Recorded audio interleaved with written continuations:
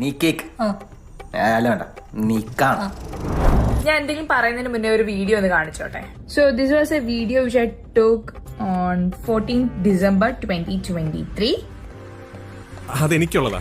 ഈ കോസ്റ്റ്യൂം നിങ്ങൾ കുറച്ചു പേർക്കെങ്കിലും മനസ്സിലായിട്ടുണ്ടാവും, അല്ലെങ്കിൽ ഞാൻ വ്യക്തമാക്കി തരാം.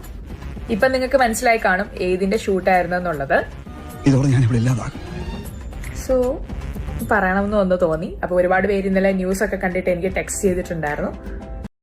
December 14 നിവിൻ ഉണ്ടായിരുന്നത് വർഷങ്ങൾക്ക് ശേഷം എന്ന സിനിമയുടെ സെറ്റിലാണ്.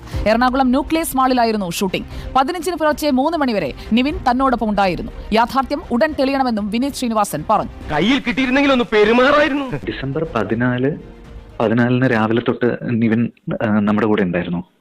അതായത് ഞങ്ങൾ ഷൂട്ട് ചെയ്തത് തൃപ്പൂണിത്തുറ നമ്മുടെ ന്യൂക്ലിയസ് മാളില്ലേ, ന്യൂക്ലിയസ് മാളിലാണ് നമ്മൾ ഷൂട്ട് തുടങ്ങുന്നത്.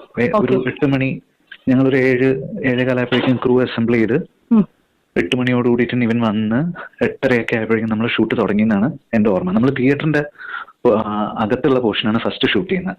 വർഷങ്ങൾക്ക് ശേഷത്തില് ലാസ്റ്റ് നിവിൻ തിയേറ്ററിൽ വന്ന് സിനിമ കാണുന്ന ഒരു പോർഷൻ ഉണ്ട്. അപ്പൊ ആ പോർഷനാണ് നമ്മൾ ആദ്യം ഷൂട്ട് ചെയ്യുന്നത്. ആവാം കുറച്ചൊക്കെ സ്മാർട്ട്നെസ്, പക്ഷെ പരിധി വിടരുത്. നമുക്ക് ഒരു കാര്യം കൂടി കേൾക്കണമല്ലോ. December 14, 15, 16 തീയതികളിൽ ദുബായിൽ വെച്ചായിരുന്നു ഉപദ്രവിച്ചത് എന്നാണ് പരാതിക്കാരി ഇന്നലെ റിപ്പോർട്ടറിനോട് പറഞ്ഞത്. ഞാനൊരു സത്യം പറഞ്ഞ് വിശ്വസിക്കൂ, എന്നാ എനിക്കത് ഓർമ്മയില്ല. ഈ സംഭവം